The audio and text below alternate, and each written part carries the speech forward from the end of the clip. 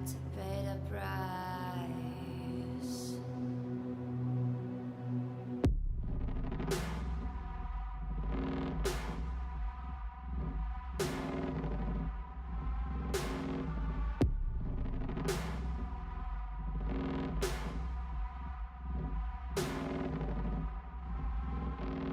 I saw in you what life was missing.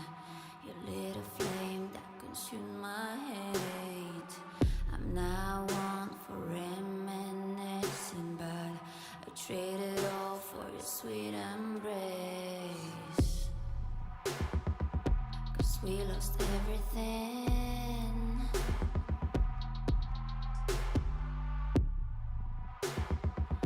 We had to pay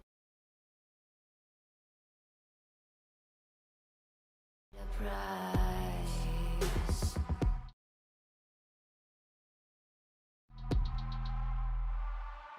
There's a canvas with two faces of fallen angels who loved and lost.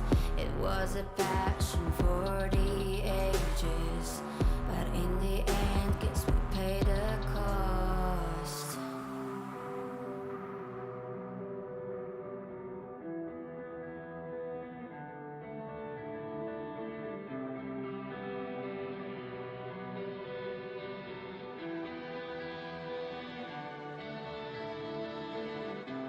A thing of beauty, I know,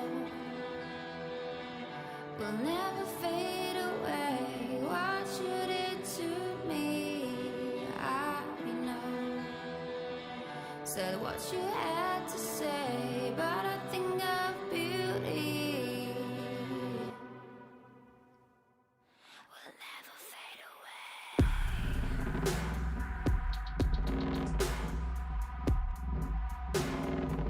Will never fade away.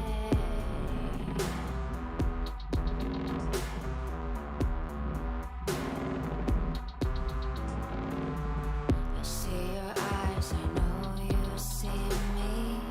You're like a ghost, you're everywhere. I'm your demon, never leaving. I'm made of soul, of rage and fear.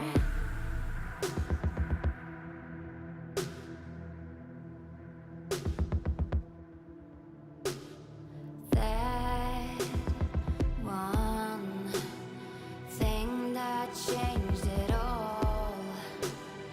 That one thing that caused the fall. A thing of beauty, I know, will never fade away. What you did to me, I know. So what you had to say, but a thing of beauty, I know, will never fade away. And I'll do my duty, I know. Somehow I'll find a way, but a thing of beauty will never fade away. And I'll do my duty, will never fade away.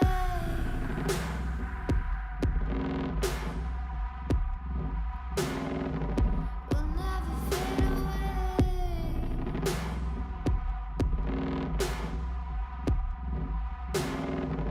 Will never fade away.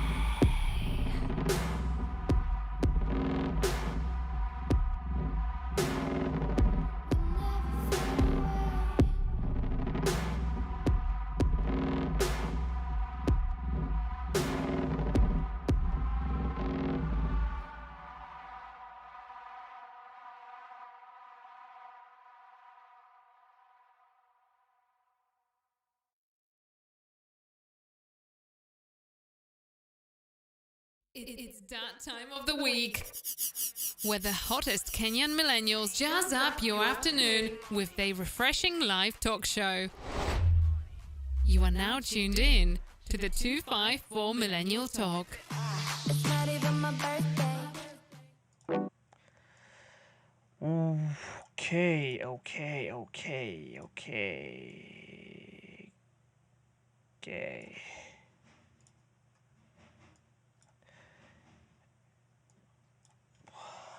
hiki niko red? Stop being red.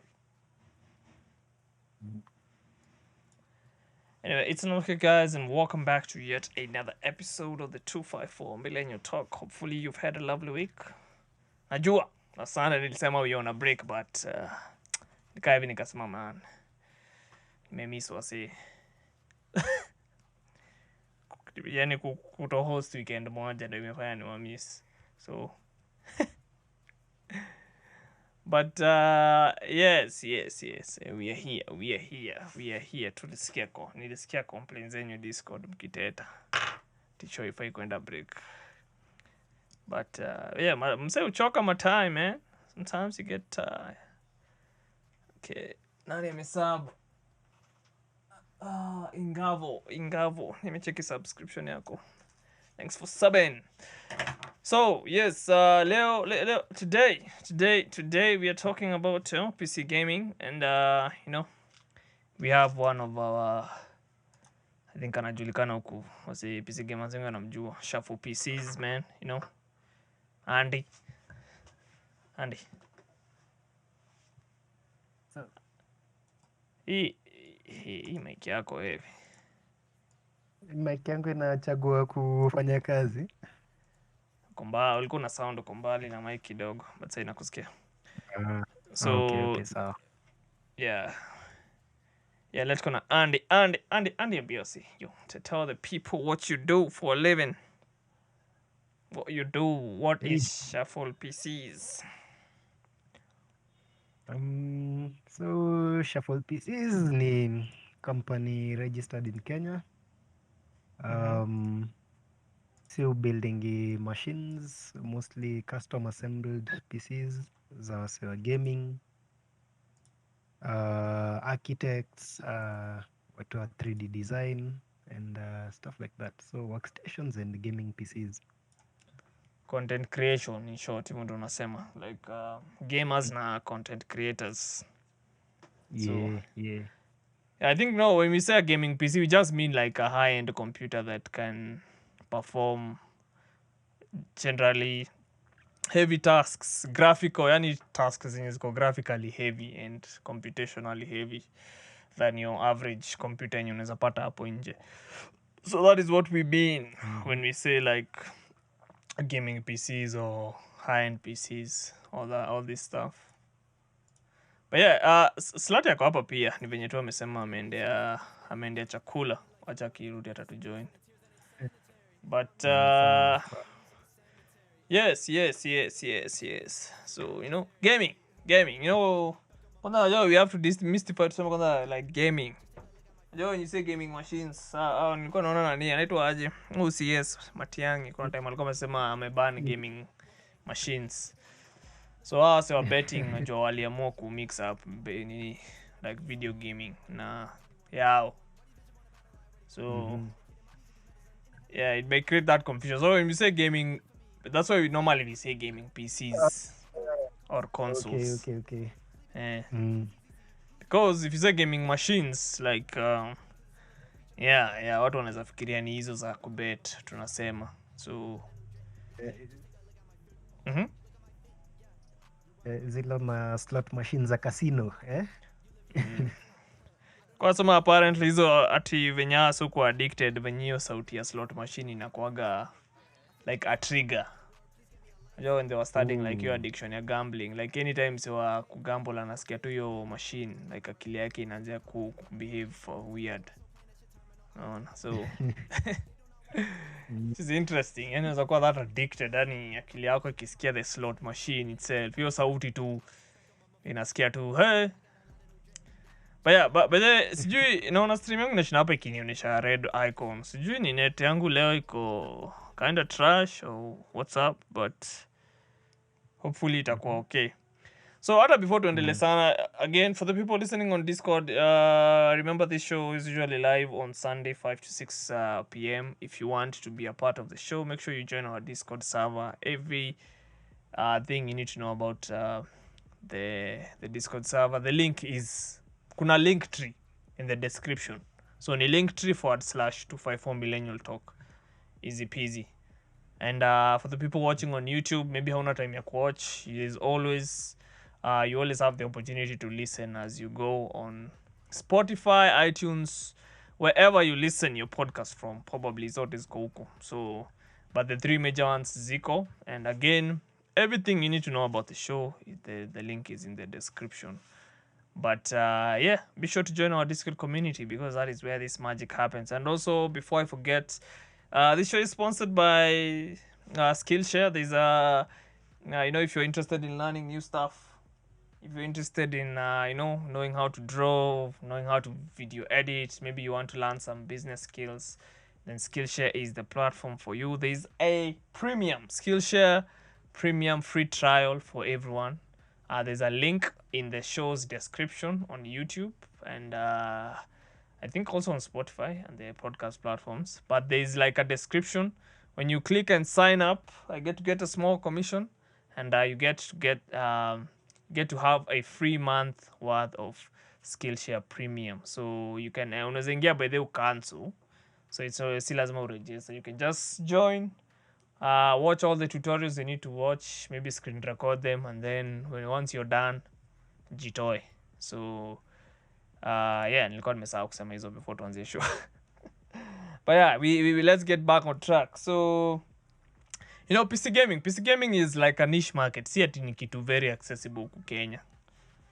Am I right, Andy? Yeah. Unapata financially, in terms of the entry point, it's a bit of expensive affair. Unapata si watu wengi wanaweza kuafford when you're coming into PC gaming. So you have to be prepared mentally and financially. Okay, nikuulize, let me just ask you a simple question. When the average Joe, mwenye, of course tunajua ni nerds, and this show, like I had said, like we are heading in a direction where it's more catered to the people or the nerds, like this show hapo ndo inaenda. So of course si tunajua like hizi vitu, like we know like PC gaming is expensive, but for the average Joe, mse average uko nje akikuapproach, what's the price normally you wanna bring to the table, or what's the most common price ushaisikia hapa na unaisikia unakuwa like okay, this sounds absurd, like is this doable? What's the average price? Yeah. So most guys wanakuanga hapo like let's say around $500. Your 50k, 50 to 60k, which unakuanga unasema naweza kujaribu, but there's not much I can do. Okay. Na kitu kama hiyo 50k unaweza fanya nini nayo? Sasa unapata nilikuwa nisema, but there Shuffle PC, you can check out their website, but he does custom PC builds. That's why I felt it necessary akue hapa, because at least amezibuild enough, so he has akona hiyo expertise kwa hiyo field yenye maybe si tunaweza kuwa maybe tunajua some things, but anaweza kuwa na vitu, anaweza kuwa na more insight on some stuff that si tuzijua. Okay, ulikuwa unasema nini? Like history ya 50k? Okay. Yeah, so hiyo 50k apparently siwezangi kuprovide anything from my shop. Okay. So usually the direction we go, we look for these refurb PCs, alafu inaanziwa tu ku-upgrade. So stuff kama memory, graphics cards, tunajaribu kuget like stuff to put in there to upgrade it, at least ndo iko within the budget. Yeah. Oh, okay. That's interesting. But yeah, so 50k ndo wasengi wasema, and 50k tukiamua kubuild like a good PC, hiyo ni kama motherboard, na ni kama hata kuna CPU zina cost that much actually, si ndio? Yeah, exactly. Tuka Size situation iko size situation yeah, with kituka graphics card, even a basic card easy, tuseme something like a GTX 1050 Ti yenye is considered ile entry level, unapata watu wanauza already $300.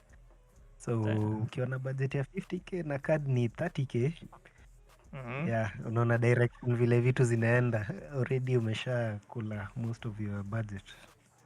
Okay, nikuulize Mm. okay, the biggest culprit kwanza ya why PC gaming is expensive. Nini ndio inafanyaga, like especially cause tunaiangalia from the Kenyan perspective. Like what would you say is the biggest culprit as to why hizi vitu ni expe kwanza kuzipata huku? Utasema shipping costs. Shipping cost. Yeah. So shipping, like electronics are taxed higher when they are imported. Yeah.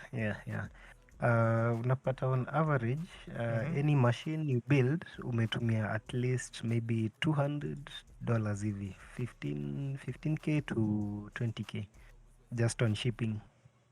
So okay, let me nime pull up, okay, on the stream nime pull up Amazon. So let me acha demonstrate kenye tunasema sahi. So a good thing, okay, at least Amazon ina calculator inakuambia. So I hope yangu imewekwa Kenya ndio iweze kuniambia. Nilikuwa nimeweka address ya nini ya service tu. Sasa ningia na private window. Ndio isitumie information. But yeah, shipping by the oh my god, bro, unaweza kuwa budget a certain price, unadhania hey, una ship huku unasikia we hey your tax una. I think that's why hata vitu kaa gaming chairs ni very difficult hata kupata huku cause I believe that the bigger the item, the higher unakuwa taxed. Yeah. Okay, so sasa as you can see on my screen, so when you're on a stream, as you can see on my screen, so unachiki kama hapa inakuambia the price ni 159. So ukiadd shipping na import, unaona inakuambia utakuwa na a total of $40. Like utaongezea $40. No. Hii keyboard badala ya kuibuy 15k utaibuy 24k account for shipping. So this is what we are saying. Unaona? So wazunye let's just say YouTubers ka Linus wanasemaga this thing is only $150, lakini for a Kenyan $150 doesn't mean $150. First of all, factor in the Kenyan shilling against the dollar and then factor in shipping costs. Unaona? You see how absurd it is? Unaongezea a whole 8k as tax and shipping. 8k inaweza hata kubaia mouse ama hata mouse ingine. Kwanza hiyo part ya Kenyan shilling unapata most things assume like mtu akisema $10 Kenyan shillings itakuwa kama 1,000 bob. Lakini inakuanga very different. Unapata saa like item ni like hiyo $10 alafu conversion rate ni like 114 ama 112 bob. So by the time ufactor in umeconvert and then sasa uone stories za taxes and shipping. Mtu anaanza kusema labda ati unamkula pesa. By the alafu na Kenyans wanakuwaga hivyo. Ukiwaambia, by the I think that's why, me to be honest, this is just the honest truth being observed. Wase huku hawapendi vitu quality because vitu quality cost more. Ni kama uambie msee buy Jordan Origi 150. Msana kwambia motherfucker, hell na. Kwa nini toa kuna $150, 15k, leta unaona. So I will also say mindset ya wase huku ina contribute to like hata businesses ka hiyo yako like hazijafika to the potential zinaweza fika because also kuna hiyo stagnant mindset. Wase hawataki so wapataka tu China stuff yenye ni cheap kuingia huku alafu tena unaona. So nani anasema Ingavo Ignatius anasema shipping costs, I buy a PSU at 150 and spend 25k to ship minus taxes. It's madness. Even getting quality gaming chairs like buying land and they are very affordable. But there is a way around it. Working with guys like Shuffle PCs, they make it more affordable. But I got to go lazy. You want to ship na nini? FedEx ama nini? How do you guys Hey, manage to ship your stuff here? Because it's so convoluted, especially knowing that huku Kenya hatuna shipping addresses, which is something yeah. that I don't know why I don't know Slati namwambia, I don't know why the government is building more roads instead of fixing small issues kama hizi. Naona like Mm, to impose an address system because most businesses will benefit juu tunaenda online. mm, So mtu ana shop mm, tao si lazima uende tao, anaweza tumia tu courier company ya kuletea kwa address yako. Unaona? yeah, yeah. Mm. So ulikuwa unasema nilikuwa nimekuuliza story ya shipping. So story ya shipping, personally natumianga like hizi ama couriers wale wa Easily. But Okay. Mhm. yeah, it gets a bit complicated juu I usually shop for my own stuff. I usually make sure najaribu source from very different places because mostly mi hufanyanga China, but most guys go for like USA, UK, and Mhm. other countries. Mm. Hey dude, see that So sounds like some complicated mess. Holy fuck. It's China. eh, Hey, usikiagi yeah. uoga ukibuy kitu kinaweza potea along the Nimeshapoteza like some cargo na nini, but Mhm. so utafanyaje? Si ndio tunajaribu, we test for you, alafu when things are good, sasa we offer services. Oh, okay.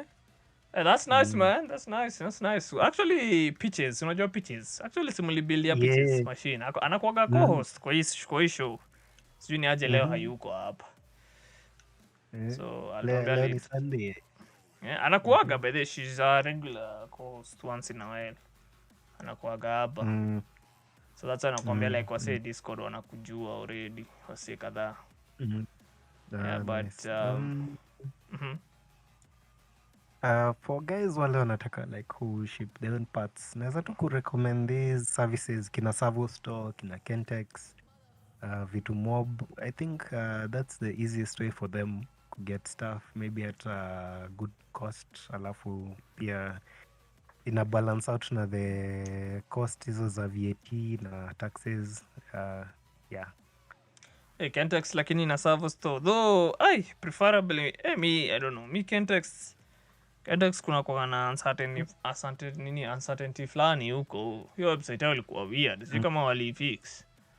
So mimi sikuwa naiaminia vile. Savo Store nao ni nasikia ni kama kwa express siku hizi sijui wana charge by volume. If I'm not wrong. Okay. I heard something like that. I'm not sure what the person was telling me. I can't remember what he meant, but yeah, there's also another guy I used to ship with, the tech buys. But yeah, yake ilikuwa inakaa cause sijui I think anatumia relative.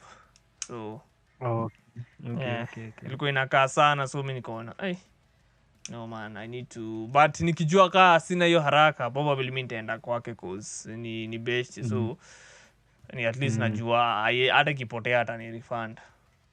Yeah. But yeah, nikaa venye tu umesema it's better hand over hiyo kazi to mse already established kwa business kaa wewe Savo Store. At least hata kago yako kipotea unaweza negotiate a way out kuliko wewe kujishipia and then iende ipotee. Unaona? Kwanza kuship, kuna mtu ashai try kuship na posta, try kuship na posta, uone nini inaweza happen. 3 months later, vitu ilikuwa unatafuta 3 months. Holy shit. Ziuka. Saa zingine inapotea lakini hakuna kitu unaweza kufanya. Nikuulize na posta, unajua posta wanakuwa shady sana. Kuna bishi yangu aliendeaga tisho, alibayogo tisho kadhaa. Aliendea kaambia ongeze bei. Nikamuuliza, sisi vitu zimelipiwa before zifike hapa. Kwa nini unalipa tena? Unaona? Kaniambia ati walimhanda. Nikamwambia bra, what? Why? Akaambia ongeze sijui. So, I don't know, is that valid?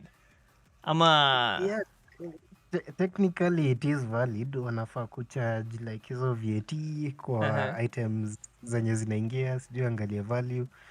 But this is Kenya. Watu wanatumianga backdoor. So ukifika huko posta, most of the time you find guys wanaongeanga nao. Wanaambia okay, wacha nikupatie ka punch kako on the side and then unapatia your goods and you just continue. God damn. Yeah, Hii nchi inakuwaga na vitu mashida tu zote yani. yeah. Anyway, and what about okay, tuende kwa hiyo story ya mentality ya Kenyans. Ni nini yu kusinya or ni nini umesikia some stupid reasoning yenye wasee wanaweza kuja kwako wakuambie ni nini exactly ushisikia na yenye unaweza taka wasee waache na wa understand? In terms of pricing, unapatanga mtu atakuja kwako anataka let's say headphones and then ananunua maybe 7.5. Alafu mtu atakwambia mi ndakupatia 4K juu ameona juu yeye ameenda kwa Amazon ameona maybe ni ile $40 ile niko nakwambia mtu ana convert direct na 100 bob. Convert na 100 bob na juu ilishapanda. Yeah. So unapata you have to, as a business you have to charge your maybe shipping fees alafu plus as a sisi we are a VAT registered company. So lazima we put like your 16% ya gava and then you put a bit of markup in the cost. Of course, because you're a business at the end of the day, so you need to also profit. Otherwise, it's not a business. Yeah. So unapatanga hiyo mentality. Some guys think maybe you're ripping them off. Like ukiwapatia like this is the price, this is the best I can manage. Na something wakiangalia wana compare na Amazon. Guys think that okay, Amazon is cheaper. And then sasa wakijiletea it costs even more. Yeah, by the way, some things hiyo ni kitu nime-experience because mimi nakuwa filmmaker. Ni kitu nime-experience nikiship some of the filming equipment. You might think it's cheaper on Amazon until you ship it uone. Hata ritunge buy huku because unaenda hapo umekuliwa do mob. Yeah, Slati naona ametujoin. Slati. Unajua huyu jamaa? Slati, Andy unajua hii fala? Tunajana kabisa watu waliquit Overwatch hapa. Tulikuwa unachezanga bado Andy? Ana hiki kinakuwaga kwa show bana. Anakuwaga undu actually alikuwa kwa among the first co-host hapa Discord. Wait, Andy unachezanga Overwatch bado? Bado tuko salt mines huko. Tunacheza. Jesus, I'm saying Toxic. Wait, una playing comp? Una playing QP? QP mostly, but hakuna unajua kujipea rai dunia kaa wewe. Hakuna salt. Ingavo anasema the faster the shipping the more it costs, but if you have the faster the shipping. Yeah, the faster the shipping the more it costs, but you have if you have and hapa hii statement yako have your stuff consolidated the better. Shipping individual items just adds to the cost. So ni better kuship in bulk than kuship moja. Yeah. No, I mean you're like a business rule. You buy kitu wholesale, you buy nini. Oh. Okay, nilikuwa nikuuliza by the way. Swali imepotea kweli. Kwa kuuliza something to do with China. Wait, sikuuliza na okay, ukibuy products China au kuagi na hiyo fear ya language because mimi naogopa hizo products unaweza like hiyo lugha yao wameijaza kwa mao. Because kuna mse fulani alibuy PS4 and then akaipata in Chinese, PS5 and then akaipata in Chinese. So ilikuwa ile game. So ilikuwa kind of convoluted to change. So I was like, what? Okay, this might be a problem. Ushai buy product from China and then ikakuja ukapata hii shit mazee iko in Chinese hata siwezi change. Maybe kama monitor will buy China or something. Okay, luckily most of the stuff zenye nimebuy unapata ziko multi language, so I think once ndio niletea mtu monitor and it was in Chinese. So Sanazuki. Hapana, Sanazuki was okay. Like it's not translate, like iko purely in Chinese. Has it changed? Yeah, it was like an LG monitor, but it was like for Chinese local market. So part of the menus ilikuwanga in Chinese and part of the menu was in English. Na yeah, customer ilibidi tu ani amelearn Chinese. So Ni hao. You know, ni hao. it's fucked up, Like, man. you see, like, you see daily break. I don't think, unless it's something, I have to use the menus constantly. Well, Yeah, nikuulize, Yeah. but let me ask you something. Is it that it's easier kuship from China huko ama vitu zinatoka China ziko na less VAT ama Okay. First thing inaweza kuwa in terms of shipping kuna kwanga na they gauge by weight. The rates are by weight. So stuff like PC cases napendanga kutoa huko because ideally you won't be charged ile volume weight which is kind of notorious na US and UK. So it saves okay. on cost. Yeah. And then over time, I've just been getting sources. I'm just trying to network now to get like proper sources of stuff. And if you need to buy bulk and also warranty, because warranty is a problem, is a big problem huku Kenya. Huko hata kunakuwa na Once- warranty, wanakuambiaga warranty alafu na unarudi wanakuwa. Mimi mkaa niliendea warranty ya hii kamera. Time fulani msee fulani aliharibu memory card. Aliharibu hiyo place ya kuread meme. Yaani kaambia hii warranty ni ya software pekee. I was like, bullshit. Sasa software pekee, what kind of a warranty is that? That's bullshit, man. Hizo inanisaidia aje na ni hardware imeharibika. Ona. Yeah, so that happens a lot huku Kenya. Unapata, let's say just as Africa, we're not really recognized as a proper global market. So kitu kikiwaribikia wasikie huko Africa, they usually just say, we can't cover. Nasema Ama hiyo story huyo anaweza jishove in the butt. Huyo hatutaki story zake. He can shove himself in the butt. Man, but god damn, sasa zingine sasa hizi ndio vitu nasema. You see vitu these are the things like gava inafaa ikifikiria. Tujengea hapa barabara hapa Daila na sijui nini. Azisaidii wase wengi. No. It's small things kama hizi. Taxes, nini, shipping, what? and also unapata the unfair part is that shipping stuff to Kenya maybe utalipa $10, but if you're shipping back to the US utachajiwa maybe $100, and that's more than the value of the item unajaribu kurudisha. So vitu zina way against so most guys wanachukuanga tu mzigo and then ikiharibika you just buy another, unaacha hiyo ingine kwa kakabati mahali and you move on. Kuuliza, do you ship your stuff by air ama by sea? Currently both by air and sea. So bulky stuff I usually do by sea and small stuff zile za haraka by air. Hapana port ya coast, nasikia nikaa kuna kamafia huko kanarani hiyo port. That's why it's so hard to import things. Yeah. Actually, that's why we leave the work to the professionals.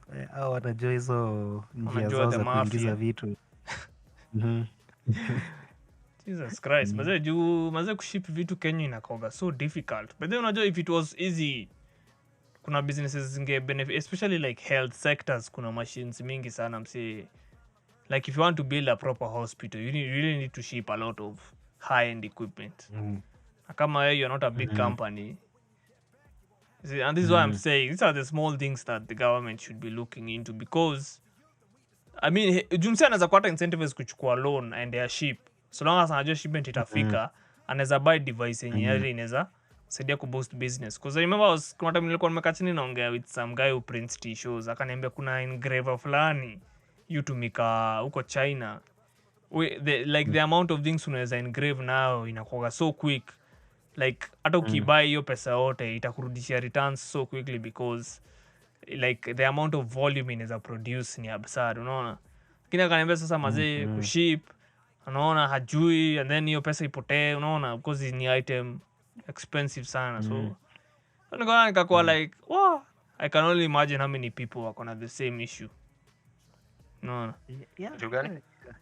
Sio issue like ya kuship like equipment that you know is valuable to your business. That is not locally accessible. Unaona? Because kama mimi, hata tuzene mbali, kama mi filmmaking. Mse, isipokuwa hata ni venye sasa like wase siku hizi wanaship na wakina Savo Store. Kuna vitu zingine zilikuwa practical. Hata kuna vitu bado sasa ni practically impossible kuship huku. Sasa kama ile robot ya MKBHD, sasa hiyo utaship aje huku? Honestly. Na ujuani na wase. Hiyo ile robot fulani ya nini hutumika sana sana na kwa film. Juu zingine zi humountiwa hadi juu ya magari. Kushoot hizo machase sequence. Unaona? So well, it's very convoluted, man, and I think that's like one of the biggest problems as to why hata unampata PC gaming itself is very expensive. It's like 2-3 times more expensive. In fact, hata wasengi who constitutes of gamers huku ni console people. So because at least PS ni PS, simple as that. Kinza PC, each PC kona need yake, kona unique parts, unaona. So unataka hii, unataka SSD inafanya hii, unataka sijui nini, kuna device fulani lazima sijui plug. Tunapata ni convoluted tu. Afanye hata inafungia wase wezi hata startup businesses. Unapata tu ni the old people tu ndo. Yaani ni so hard to break into hii market because kuna watu tu hawataki kushare hata links zao. So yeah, now what about issue ya overpricing? I think the biggest culprit in this ni X Gamer Technology. So nawakumbuka. Yeah, definitely. X Gamer walikuwa wanatuuzia graphics card base zingine uko like what? Hai, hata ukaship Is it overpricing? I mean, I believe kila mtu business yake ako na freedom ya kuirun venye anataka. Like, hata wakiimport, si ndio Andy? Iko hivyo. Okay, ideally I'm not allowed as in kuongea. Ideally you are not? Sifai kujiweka in a position kuongea trash about watu wengine. Mimi hapa, mimi kwa hii show I will call out bullshit. Brian will do that. Hapa lazima tuanike watu. Hapa tu X Gamer mimi walinu mimi wacha nikwambia hawa watu. Nini? I don't think it's fair to trash them based on that activity zao ziko, you know.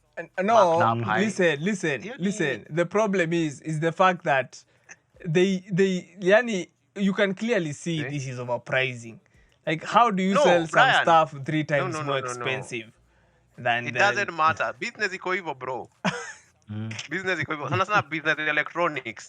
Mimi siwezi fault mtu kama I can't afford, mimi I just can't afford. It is not for me. So like unajua una buy GPU, utaishikilia mpaka upate mtu anaweza buy, inakula space, umebuy mingi, umebuy ma case, zinakula space. You have to recoup your investment. Uko free kucharge whatever you see iko fit. Mimi ningewa fault kama wangekuwa maybe wanauza vitu mbaya. Like wanauza GPU expire hivyo alafu kama unapata it's faulty. Like so far as I know. Of course. So far as I know, like si services zako unazimaka hapa au you see fit. Lakini hapana man, mimi in as much as Slati anawatetea, mimi I'll still call them out. They are too fucking expensive for nothing. Mse hata at least ungekuwa na offer warranty or something. Zaka anasema. Ngoja, okay, acha Zaka unadai. Yeah, I mean it's too expensive. Hata ukiangalia tu the price, so tuseme hata tunaweza angalia saa hii. Naangalia niko kwa site saa hii. Niambie niangalie hili. Angalia tu graphics card tu moja. Tafute. Because hey, these fuckers man. Holy shit man. Hey. Gaming computers. Right. No, not GPUs. Okay. Products. Okay. Zitafuta. Graphics cards ziko gani? Hii site yake ni convoluted man. 2060 wanauza 103K. Okay. What? So we can start with what? The GT 710. 710 anauza 7K. Yes. Na hii ni graphics card extinct 79K. Siacha kuwa support. Yes, Yeah. this card is maybe $20 at most. Like hiyo umegongo. See, hey, Cheki boss, cheki vile cheki tunafanya cheki cheki business. cheki at GTX 1050 46k motherfucker man, hakuna kitu kaa hiyo maze. Wazi nisikizia Really? umse overprice GTX 1050 46k Where are you seeing the 1050? siko hapa 1050 Ti. 1050 Ti. Oh, 1050 Ti. Oh, ni 45,500. Oh. Bro, say you can't get a nini. No, 46,000 mse, wacha ujinga. You can get a better card lakini- for that money. No, acheni ni show. Yani, mi naona yani. But nini? Okay, like hiyo naye, like hata sasa tukiingia the likes of New York na Amazon, hii ndio price tutaona. Because of the current situation globally, like hakuna, there's no access to graphics card anywhere. I don't know But nani. for you, Yeah. okay, Lakini unajua, like, kama 37 okay, iko acha 200K. nikuinterrupt kiasi zako. Lakini unajua, hata before hii pandemic ingia, watu walikuwa wana price vitu hivi. Yeah, hiyo sijakata. No, ni kweli. Lakini, Okay, Zach, bro, ni ati bro, ebu zake, ebu. Zach, hebu malizia Wacha hapo. nichime in kidogo. Sawa, yeah. Andy. So like unaona, even through hii situation tumekuwa now that graphics cards are not available, they have not had to change their prices at all because they were marking ilikuisha kweli kwa too overpriced. Yeah. Like there's no need to even change the prices. Juu angetaka sasa angesema like this 3070 we are now selling it for 250,000. Yeah, but unaona walishajiweka tu mark ingine that even if prices inaongezeka kwa market sahi, like the 3070 like right now you can get it for around $1,000 to $1,200. So hiyo ndo price unaweza pata nayo, hauwezi pata MSRP. That is if you are buying from the scalpers. Ndo wenye wameweka like hawaendi kuumia bado, and if they got it at MSRP which is around $650 to $700, already watu wanataka kuingiza hapa hivi. Yeah, sini. Like it doesn't make any sense. Yeah, okay, that's Like Andy, you can mark it up with 10 to 20%. Andy ulikuwa unataka kusema nini kwa? Abacha Andy kuna kitu alikuwa anataka kusema about hiyo stuff. Sasa. Okay, so kuna a few points to note. I think for most businesses, in terms of huku Kenya, watu wamechukulia business as they don't really consider the product ile wanauza. So hizi vitu ka like graphics cards naona maybe they've put like I don't know, markup yao looks quite high, but maybe rent yao pia ni expensive ama kitu kama hiyo. No, walifunga shop. I don't, the shop they used to have in Tao, they closed. Silikuwa hapo Moyaben. Okay. They closed. They are no longer there. Oh my, okay. But I think sometimes hata ukimark up vitu zako, you shouldn't put like too high. Juu hizi ni parts za PC.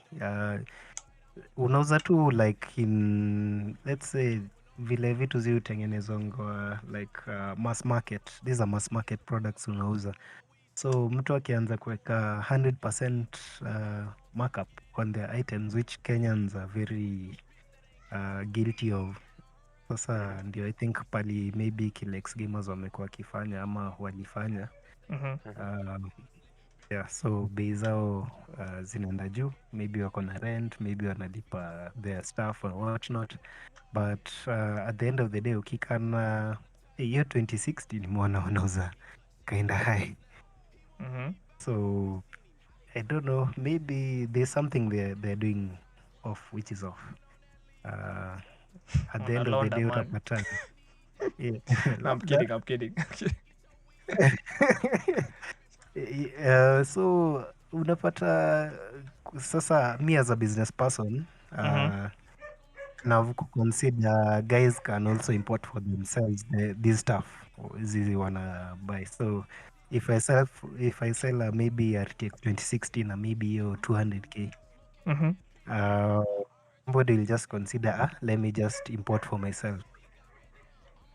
So yeah, maybe tu una look for a balance hapo katikati mahali, and saizi maybe cards I'd say zinafika bei, and things will be better, although from my observance unapata zimefika mahali cards zimeacha kushuka bei, so we might be in for a bit of a rough half of period. the year huko mbele.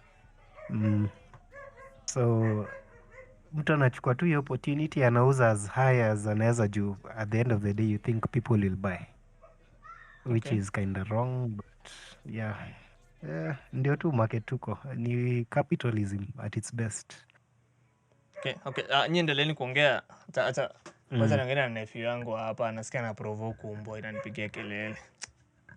Sawa, endeleeni tu kuongea. Okay.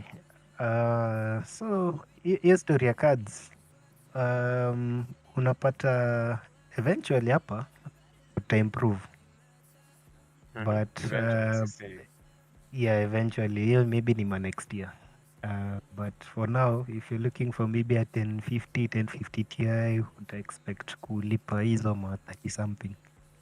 Yeah. Ebu nani anajua nini li hapenia X Gamers juu mimi napata hapa news kidogo Kama walifunga shop. Brian anaweza kuwa anajua, yeye amekuwa keep tabs. Lakini mimi nimewahi buy nini kwao, inaitwa aje? Thermal paste. Niliona ikiwa okay. Okay. So hata mimi hiyo story ya markup, kitambo I had a problem with it. Hata kuna time nitrangi ku buy graphics card. Kwa shop fulani called Mutual kitambo, like in 2010. Old Mutual ya najua hiyo jina iko tu kwa akili yangu hapo mahali. Shop iko opposite Hilton. Yeah. FG Technologies. FG Technology, no. FG is the new one. Anyway, the old school company used to get stuff huko pia. Yeah, so niliendanga nikapata kiniuzia GTX 460 58k. Wait, unasema ile shop fulani, ngoja umesema Old Mutual? Kuna na shop fulani hapo chini wanauza electronics. Kuna shop. Nakajua kukaduka, nakajua. So at that time nilikuwa pretty cross. Nilikuwa nimekatch. Wanauza aje expensive hivyo. Lakini nikaka yani ni biashara ni yao tu. Anaweza fanya wenye nataka. As much as you know I might not like the idea of such an overprice. It's really kama siwezi afford tu siwezi trash mtu juu ya hiyo ni biashara yake, anaweza run venye anataka. Hata mimi na imagine ningeuza like electronics sana vitu kama PC market ni kitu niche sana Andy. Yeah. Niche, it's a very niche market, si eti ni kitu. Uko na nini? Uko na freedom ya kucharge for what you want. But guys are taking advantage. That's one factor huwezi ku overlook. Yeah. Advantage. Unauziwa vitu like in terms of quality, guys haven't been getting value for money, and that's one of the things quality. That drive. Yeah. Quality for money. Quality in terms of easiest place itakuwa kama cards. You'll find the guys in town will tell you, I'm selling you something brand new, and it's a GTX maybe 960, lakini ukienda uangalie hiyo card utapata haina any label indicating like this is the legit item. Kumbe it's maybe mtu amenunua like a Chinese card. Ni zile zinakuanga nini? Cheki, unasema zile zinakuwa zimepigwa plastic wrap. Yeah. Acheni, tunajua hizo vitu si mpya. Tunajua, mwacha kutufungia laptop na plastic wrap. Ati new on the shelf. We know this second hand. There's an example. So there's a friend of mine bought Xbox pad on Vivid Gold. Alafu me I had man imported from Amazon. So the moment anaishika hivi na nishika yangu like yake nasikia sounds akiishika tu. What you like it's plasticky. Yeah, alafu mtu muuziwa unajua you bought it from a very trusted source. Wait, how much? Naona vitu hapa ni expert. Yeah, and he was buying at around ilikuwa kitu 7k. And 7k 300. Kwa 7k. Yeah, that's exactly. Mimi nilikuwa nimebuy yangu ilikuwa $50, but of course nilikuwa nimeship na vitu zingine. So kuna hiyo cost added, maybe tuseme imefika 8. Wacha nisome comments kiasi. Nani anasema ingawa nasema kuna vitu kadhaa umejoka hapa juu, but since people don't buy gaming PCs every day, it doesn't make sense why they sell them so damn expensive. I think in reference to ex gamers. And then Kibs ni aje nimekucheki Kibs 205, as much as you have the freedom to change what you want, ex gamers have priced themselves out of this market. There's no point of me paying 3x MSRP for something I don't want when I can import using one of the many agents these days. It would be slightly over MSRP and be exactly what I want. Okay. Okay. So- Okay. Yeah. A highlight. Yes. Like the PC gaming and also buying PC components is not necessarily a niche market. It's been made niche because of how expensive it is in Kenya. Yeah, but it's so damn expensive, Ukuma. It's not a fucking because joke. if because everything was people will easily tell you accessible, ridiculous prices. Yeah, prices kama ingekuwa unacheki just kama okay. venye laptops ni easily shippable huku, like vile zinakujaga in bulk. Imagine sasa hivyo Wait, ndio what are you graphics guys card on zile about? zinataka. Yani as in. See, No, tunasema like PC gaming ni venye expensive kila mahali. okay, see, of course expensive kila mahali, lakini like the way that si kitu okay, mi Kenya naweza sema hata awareness ya PC gaming bado ndo ina contribute to the market being niche, because you find that wase wengi huko nje, because mi nishai kujua na msee na lapi HP fulani ati nieke GTA 5 na ilikuwa na Celeron. I was like what? Hii kitu uko sure inaweza cheza hii kitu? Akateta, nikamwambia sawa, nikamwekea. Buda anakuambia hata ikuload, ilikuwa tu inaingia tu kwa ile menu fulani ina crash. Naona so unapata that kuna can't work a lot out. of people nini, unapata there's a lot of people like hawajui hata gaming itself in entail nini, like gaming on a PC, hawajui graphics cards, hawajui, because me I have friends wananiambiaga mazee hizi nitakataka mingi mimi sitaki kujua, we so nitafutie tu kitu yenye nitaweka tu game hii nicheze, unaona. So you find that there is a lot of people wako hivyo. So hata Linus you sema sisi wase PC gamers sisi tunajua hizi vitu, lakini kuna wase wengi hapo nje hawajui. So Yeah. I would say that is also a very big contributing factor. Also to also kuongezea that the fact that unajua gaming is not like a serious field compared to like other things. Like huku Kenya it's not still taken as a serious business. Yeah. Unaona? So Yeah. you find that wasengi hata hawezi, wasengi wanasikia ni expensive, lakini juu si kitu inajulikana, wanaona hawezi waste time wakijitetea wakiwikawika huko venye hizi vitu ni expect kuship. So unapata that they don't just wanasema tu haja tu nieke busy ya PS, hii story ya computer ni siasa mingi, mimi sitaki kudeal na hii nonsense, unaona. Yeah. The Vanguard anasema marking up cost isn't bad, but there should be percentages that are legal. In some countries, you can't just put any price you want. The government has to put in place price ceilings to avoid this. Maybe that should have been, but I don't know. They infringe on the right of, because once you buy something as a consumer, you have a right to do whatever you want with it. Because most of these graphics cards zenye watu unasikia ziko expe, si ati zinauzwa expe, ni watu wanazibuy wana resell. So Yeah. about better there is like a twisted thing hapo, like Unajua for there to be a free market, government price control inafaa kuwa as low as possible. yeah, by the that's true. That's very true, man. Because those guys who have the graphics cards want to sell them at the price they feel is comfortable to them because they just want to make money. I mean, of course people want to make money, but No, like tu they, ni like proposing, yeah, those they need to set like reasonable prices.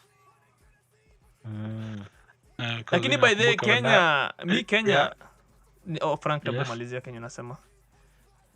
I was saying like kama mimi, for example, when I was building my rig, there was this shop in town called Gamers Arena's PC. So I was looking for an RTX 3070, and they told me they had it in stock, but the price was telling me was very ridiculous. It was telling me 95K for graphics card.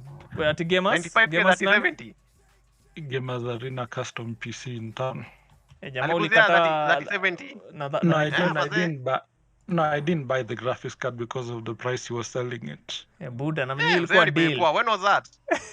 That was I think like 4 months ago. Why do this See, guy that is yo? 70 ilitoka ilitoka Hebu inflated. chileni kiasi. We, Awase, nyi watu mna host hizi website. Acheni ujinga man. Simpigia slati bani simtengenezwe website ina load. This thing is taking Ni website ages. gani? See ya man. What the fuck man? See, Cheki. maybe wako na watu wengi wana build PC. We acha cheki ya Andy ya shuffle venye na load hapa vizuri. Kwa nini yao yezi load? Like, Bipe tena chiki price was websites very- zina load hivi. This is the most annoying shit. That Hey. price was Hey, ridiculous. Frank, that is 70, 95k. Hata sasa bado ni deal, imagine. That's a funny It's thing. actually a deal. Actually, tebu No, but ngoja najua- naona okay, I can see these parts they are selling, but niko hiyo side was yao, but wanasema zote ziko out Yeah. of stock. RX 560 walikuwa wanauza 60 hiyo ni 16k Radeon, though hizi si zile high end.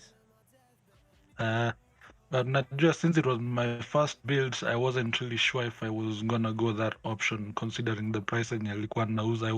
I wasn't very sure that I want to invest all that money into that Name GPU, request so I speak, wasn't. alafu inakata. Yeah. Kuna vile Hopefully nimeona kuna one mic big- poa ni wenye mnataka kuspeak. Mbona? Ati umeona one?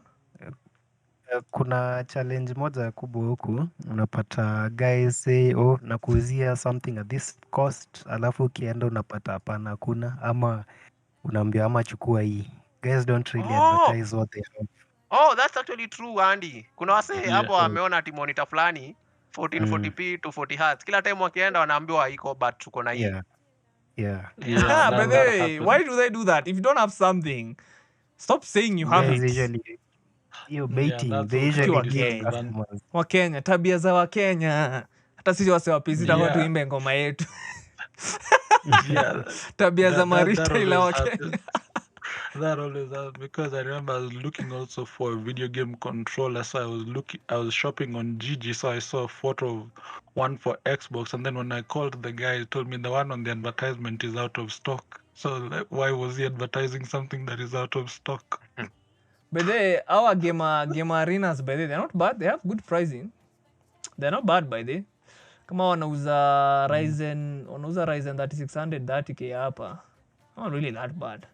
This game ukiingia huko utapata wanakuzia 70. Watu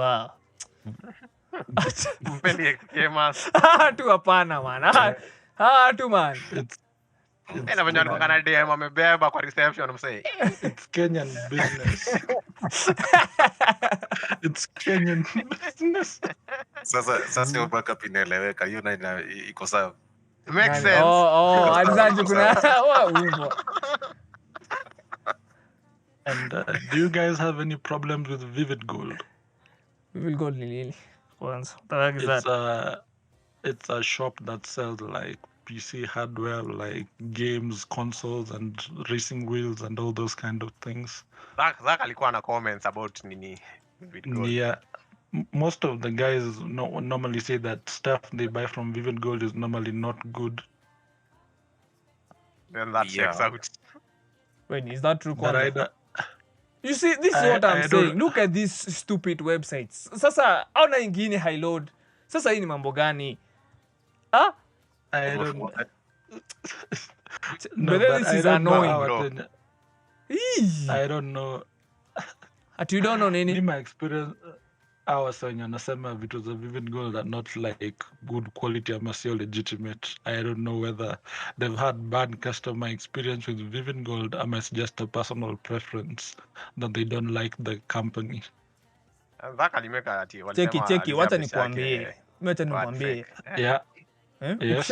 Ukishaona tu hata website inakusumbua kuload, wewe jua tu hapa ni shida unaingia. Umeona venye X Gamer website yao inakaa?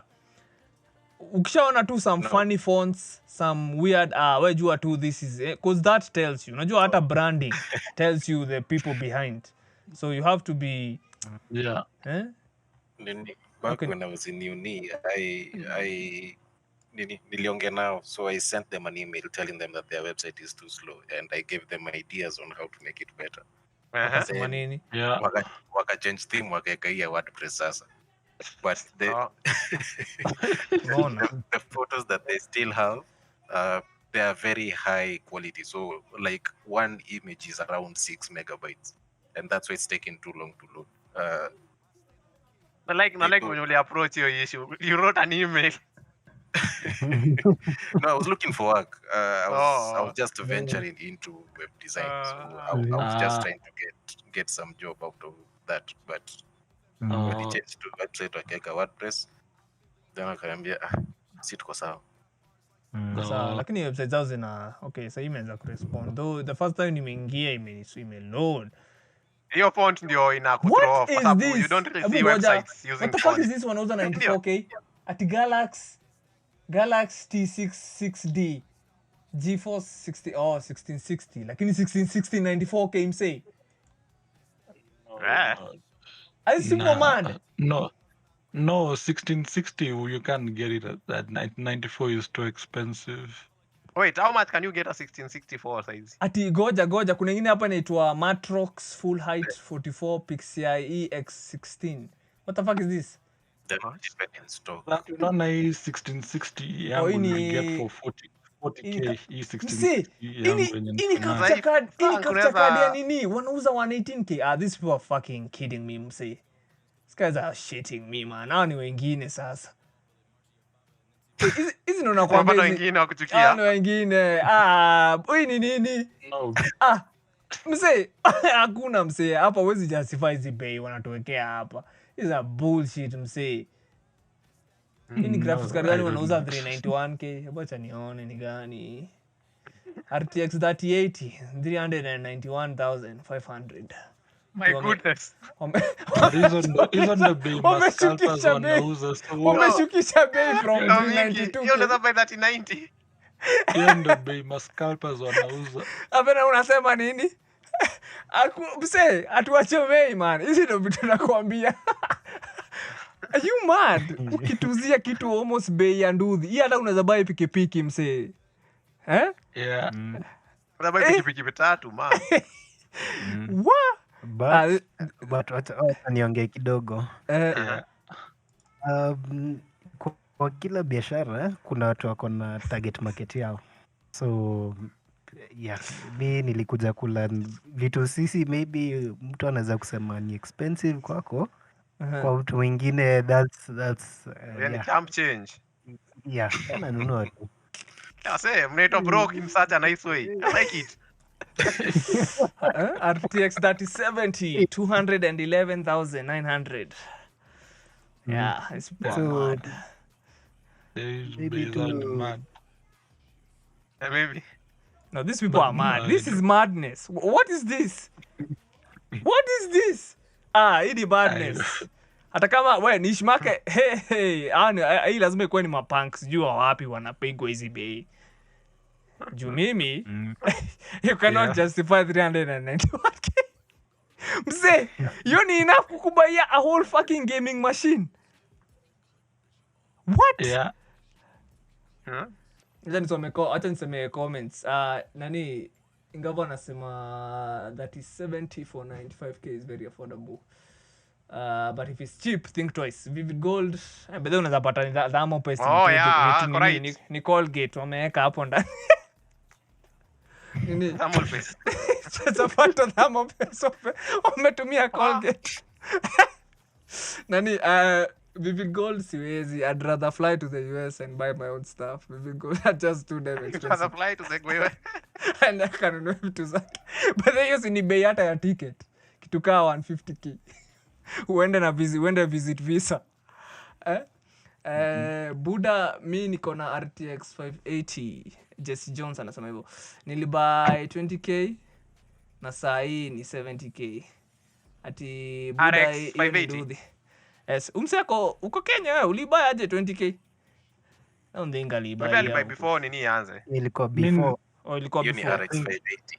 580. Anasema RX ama RTX? RX 580. Hiyo ni radio, ni AMD. Ba mazee, this market sasa unaona hizi ndio vitu zinafanya PC gaming iko expensive. What the fuck is this? 391k. Na wako serious hapa wametuandikia 391k.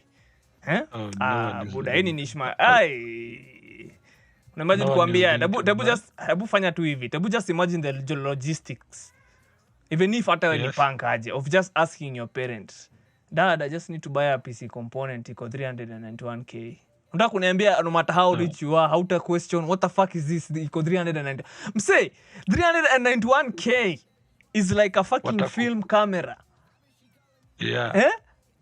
what There are people who don't care about that. Like, even though these things are overmarked, there are people who are still buying at those prices. oh my Na fucking hatuwasikii kabisa. lakini yao I think Juu but kila kuna mse- wase I think hao wase unasema Zack ni wase kama content kuna content creators especially tuseme kama uko employ na watu kama Disney unafanya vitu complex kama ma rendering Hata mseka huyo Kenya anaweza buy kunao. hata huko Kenya kuna Hata Kenya kuna wasee wako na do that hawajui how much these things go for. So the first thing that they see is what they buy for. okay okay ajua hata time yetu imeisha so Andy tabu tuambie so msee akitaka ku get into gaming like PC gaming what's the minimum price unaweza ambia msee akuje nayo na akuwe realistic that is assuming hii pandemic itaisha not right now assuming when the pandemic Na- ends na assume kuna customers wanasikiza kama mimi labda. by the way tunaweza kuwa na ma customers hapa msee hapo ajipange na nini Naweza kuadvise msee maybe unaweka like 100 hivi. So hiyo machine ya 100 should be like maybe 16 GB RAM uko na 1 TB SSD alafu iko upgradable. Mostly siendenga stuff ka Ryzen since you can easily upgrade and utapata sasa items kama monitors, keyboard hizo sasa unapangia tu budget ya kando. Around maybe let's say around 35k monitor, maybe a 25, this one 44 hertz alafu na keyboard mouse and you'll be good to go. So okay and by the way minimum- nani endelea niko nadhani umeconclude pole endelea minimum entry point hapo tu naambia msee maybe 85k, around 85. 85 you should have, you should have a decent machine. okay na remember tumesema ni once things get back to normal si sahi by the way things are not normal but yeah Jinji naona anasema ati 200k By the unapata nimebuild wase hata machine karibu za like 400-500. Shit. Unapata sasa guys can actually spend a lot of money on their builds. Lakini naweza kuadvise if you want to get into PC gaming, just take your time kufanya hiyo a bit of research. Unapata just learn about the parts. Wase wengi sana wanatamani this high end hardware but at the end of the day you can't afford it and utapata kuna hardware yenye iko cheaper na bado itakuwa very okay for you. So guys pia ukuangana hiyo tamani and they don't do their research. Unaambiwa buy i9 32GB graphics card na nini and that's what you want, so unajifungia. Guys usually close themselves out because of lack of knowledge, so just do a bit of research and pia una save tu polepole. PC gaming si kitu ati if you unaingia tu like mara moja hivyo because it's still money at the end of the day and si ati lazima uingie na the best, anza tu Machine. polepole. but then you should start small by the way usingie tu na cause like usingie na hizo like do your research by the way usingie na my expectations zingine hapa eventually tu uta build out machine yako. The good thing with the PC is that parts are replaceable, so hard disk ina chapa una change, motherboard zina advance una change. PC ni ile ni venye tu Windows ni ile software zako na zile ni venye tu umekuwa ukisupport parts. So cheap doesn't necessarily mean it's not powerful, especially now that AMD imeingia into the market. It may bring a lot of, because mse kupata 6 core around 2015, that was absurd for the bases and also AI. So we are glad that kuna competition and vitu zinakuwa affordable for a lot of people. Especially I hope AMD wanaweza work on their APUs because msee, umeona hiyo Steam Deck iko na APU na inaweza chapa The Witcher hapo na control. So you can only imagine hata mtu wa kawaida akauzio lapi iko na APU ya AMD anaweza benefit sana. So we just hope that vitu zitaenda in a good direction where itakuwa more accessible to people because the more the industry inajulikana na wase wengi, the more atuka Andy shuffle PCs. And najua si ati ni Andy pekee, kuna wase wengi bidhaa wametumeongea nao wanataka kuanzisha hiyo base ya kunini. So bidhaa unaweza waambia nini ase wanataka kuanzisha hiyo base? Because nimepatana na like 3 people wameniambia by they are interested, like they love building PCs. What would you tell them? Okay, advice gani ndio naweza kupatiana? Jaribu tu kubalance out on quality of service. Juu kitu imeharibia sana this business ya kubuild machines na kuuza machines ni guys have been like skimping out on information and taking advantage of clients. So watu wengi sana wamekuwa na bad experiences. So if you're starting a shop or company ya kubuild computers ama kuletea say parts, just put your customer first. Wapatie proper information, at least wajue kile wananunua na hizo mabei. Ujaribu just be patient to explain everything kile wanataka kubuy ama uwasikize, and you take your time also to learn your clients. And yeah, with the time ita grow too. Okay, mmesikia from the wise man, Shuffle PCs. He has a very good reputation. Website yake ndio on screen as you can see, ina load ama kumbavu wengine when una click web page ina load dakika 20 hapo. You should learn. Slati anadize. By the way, Discord imejaa ma web devs hapa. Akina Zach, Nani, Kiande, Mike, Slati. These guys are web developers wase wana. So, kuja Discord, patana na hawa say, no? Learn, like research, but they do your research. That's the most important thing when getting into something. Do as much research as possible. Okay? Contacts za Andy unaweza mpata through Discord I think, but bado unaweza mpata on his site. I think ukisema contact pale. Hata Instagram, in fact mimi nilimapproach Instagram, nilimtext Instagram. So ata reply. Okay? And before we end, naona nani ameuliza Kibs 205 ameuliza ati what's the opinion of 144 versus 240? Maybe Slati, I don't know. Nani Andy unaweza answer hiyo ama Slati? Watu wenye wako na hizo monitor. As we end the thing. What's the opinion? What exactly does he mean? Mimi nimeona from 144 kenda 240 I feel difference. Lakini kutoka 240 urudi 144 you feel a difference. So lazima we experience kwanza ndio uweze kutell. Is it necessary? Okay, ukiulizwa is it necessary? Kama una sweat sana get 240. Kama una game lakini kama wewe si msa game si necessary, si ndio? Hata msee 60 Hz inaweza bado imagine. Lakini wewe you do you. You do you, usikuwa na false expectations. Sema ati 240 nataka kurenda, nataka kufanya architecture na 240 Hz. In most games you don't go above 200 FPS. The only games that you do so ni esport titles. So unaangalia pia the games that you play. Do you spend more time playing FPS games? Maybe you would want that 240. If you don't and you're just playing the RPGs, the strategy games, you can go on 44. Like you don't need to go to 40. And Andy? Kuna something which nimeona is a very common misconception. Unapatanga watu wanauliza like nataka machine, nataka yenye itakuwa like 144 Hz. But like mtu anakuambia nataka machine inacheza 144 FPS and the 144 Hz. But kunako ka confusion, kuna watu danganyo like hype machine yako lazima iko 144, but they don't really understand the difference between the FPS na nini. So refresh it. Lakini hata acha nikuulize, ukishagonga 100 FPS uko sawa hata. You should notice past 100 frames a second. Don't say that bro, kuna tofauti. Kwenda.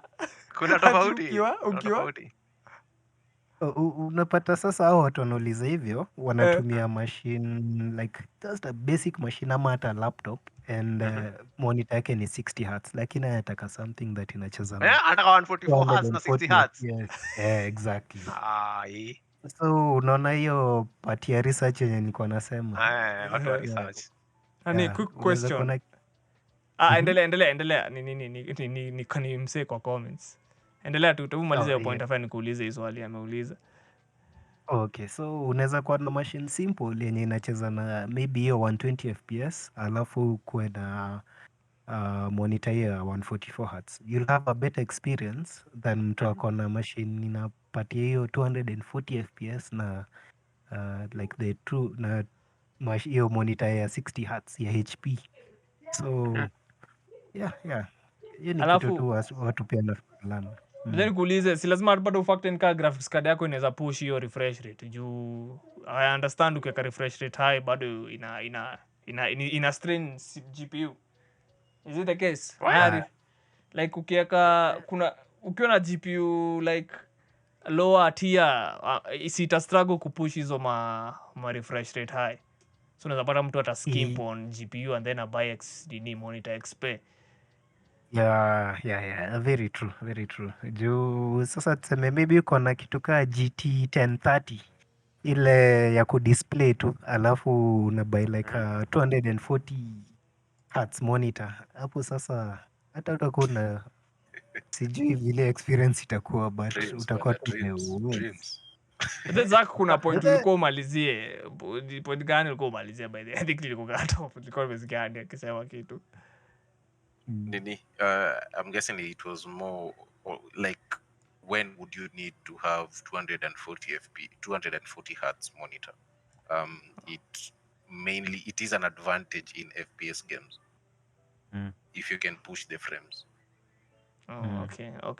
Okay. So the question and umeulizwa na Kibs, but then anasema this is the best podcast. You're welcome. Anasema si Kibs anauliza Andrew Mishada. Good quick question. Any suggestions on parts for a 60k PC? That's a vague question, man. I don't know what he means. Over to you, Andy. Andy ndio expert hapa. Swali ni any suggestions on parts for a 60k PC?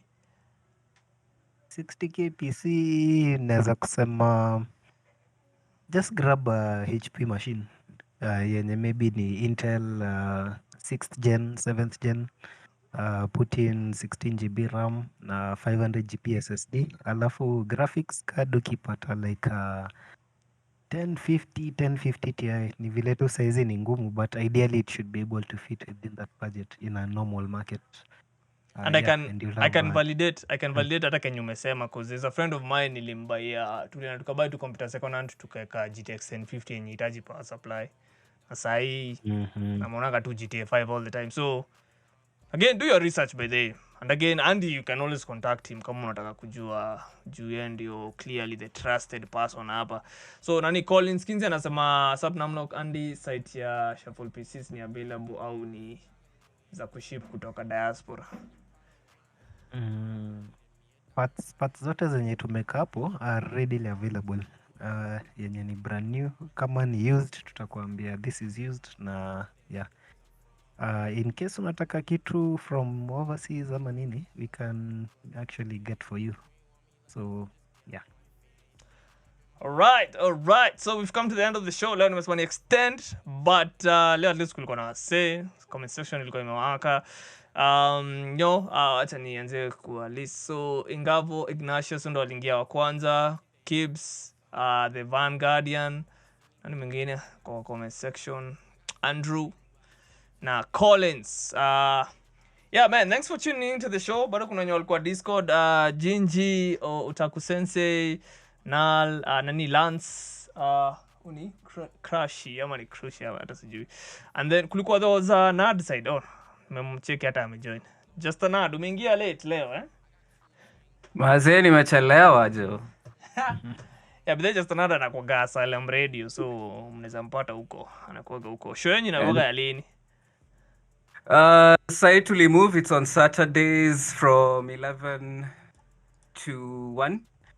Talk about all geeky things, all nerdy things. Ndio maana nilikuwa interested na hii conversation ya leo, but mazee vitu zimecome up. I got late, but as the name implies, just a nerd. Yes, sir. Just a nerd.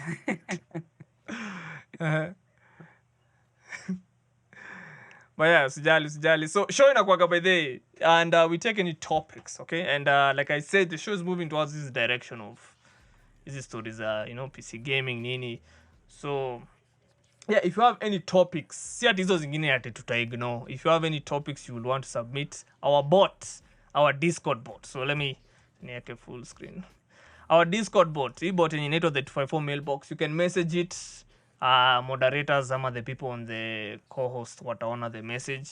Also, kama ujisikii kutumia bot message, you can always send it on the submission sections hapo for any future topics you would like for us to talk about. And be sure to check out Shuffle PCs again. But they join Discord. Kuna wasee wengi huku.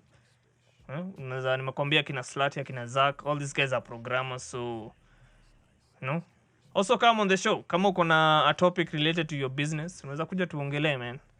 And help you out. Kuna mtu mwingine kuna anything to add? Slati kuna nini? Kuna conclusion ama kuna tunaenda kwa? Kila mtu ako sawa? Watu wanataka kutoka about their business. Sana makahaba.